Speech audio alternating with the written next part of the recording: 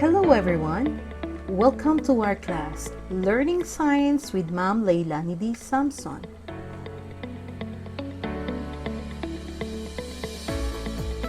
For Quarter 1, Week 1, we'll be discussing forces and motion.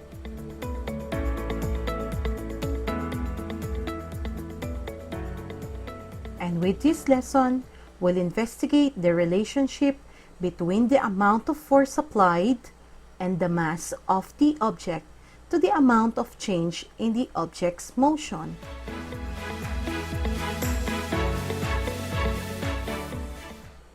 And our lesson objectives. First, describe how external forces affect objects at rest and in motion.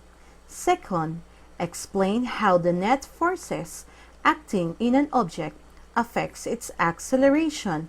And third, compare interacting forces in terms of magnitude and direction.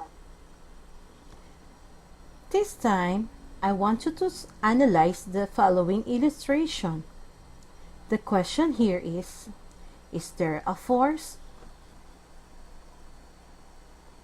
Think of the following situation. You are all helping your teacher to rearrange the classroom, and she asks you to move her desk from one side of the classroom to the other. How would you do that? The desk is too heavy for you to lift. So how do you get it across the classroom? That is right. You are going to either push it or pull it across the room. In doing so, you have exerted a force on the desk to get it to move. Simply saying, force is defined as the push or pull of an object with a specific magnitude and direction. To accurately describe the forces acting on an object, it is important for you to be familiar first with the following terms: magnitude, direction, point of application, and line of action.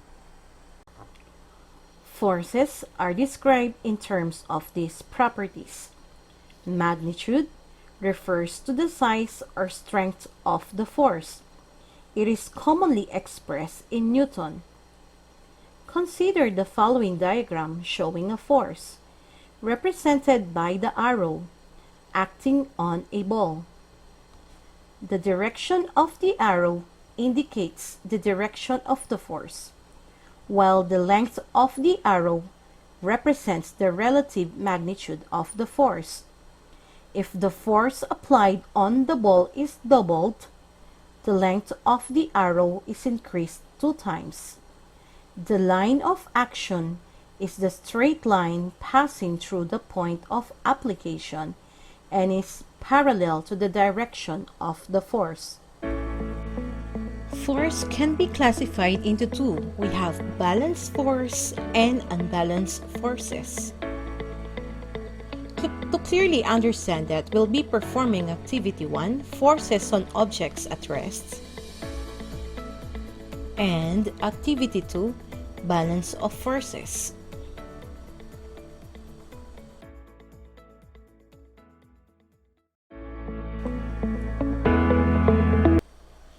You learned that all objects fall because gravity pulls on them towards the center of the earth. Examine the picture showing the pen and the flower vase. But what makes the pen and the vase stays at rest? The pen stays in place because there is another force that acts on it. This is supplied by the string, which we refer to in physics as tension force.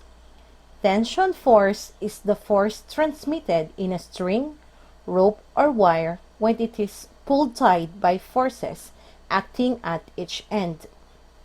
The vase, on the other hand, stays at rest because of the upward push exerted on it by the table, which we refer to as normal force. Both tension force and normal force counteract the pull of gravity that acts on the objects, which makes them stay at rest.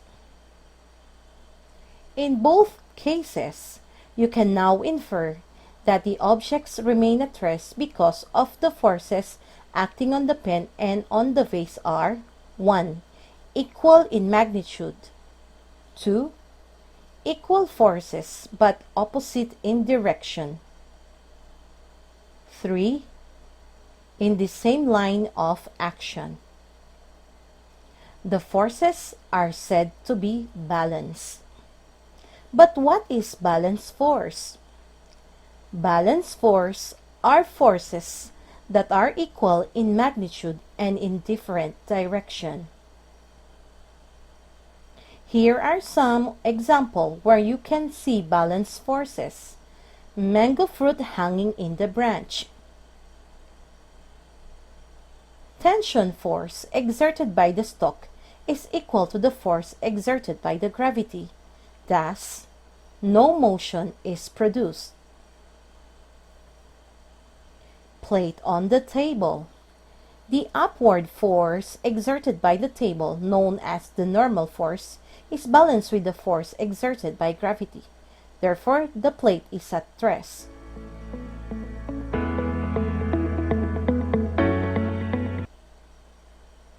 If you cut the string connected to the pen will fall. The pen falls down because there is no more force acting on it to counteract the pull of gravity.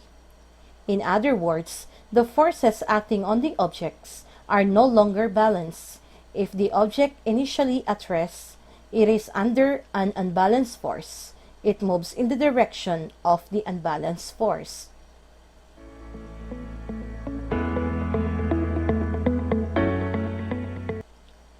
When we combine or add forces to determine the net or unbalanced force, let us recall the algebraic signs of positive and negative to indicate the direction of the forces. Unlike signs are used for forces acting in opposite direction, like in the case of the book lying on the table. The force of gravity and normal force are assigned opposite sign. Normal force is given a positive sign, while gravitational force is given a negative sign. If both gravitational force and normal force are given a magnitude of value of 3 units, then the net force along this line will be net force is equal to normal force added to gravitational force equals 3 units plus negative 3 units and is equal to 0. If the sum of the forces equate to 0, they are considered balanced. If the algebraic sum is not equal to 0, the forces are not balanced.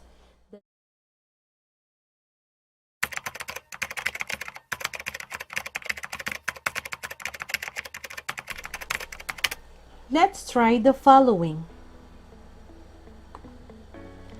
A boy and a girl are pulling a heavy crate at the same time with 10 units of force each. What is the net force acting on the object?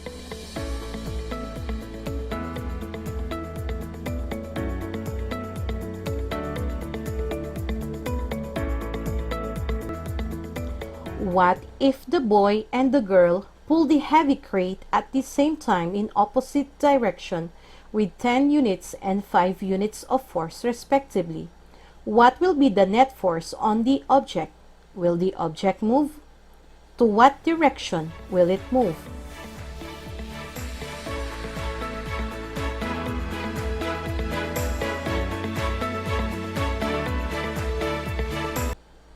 Suppose another girl pulls the heavy crate in with 5 units of force in the same direction as the girl.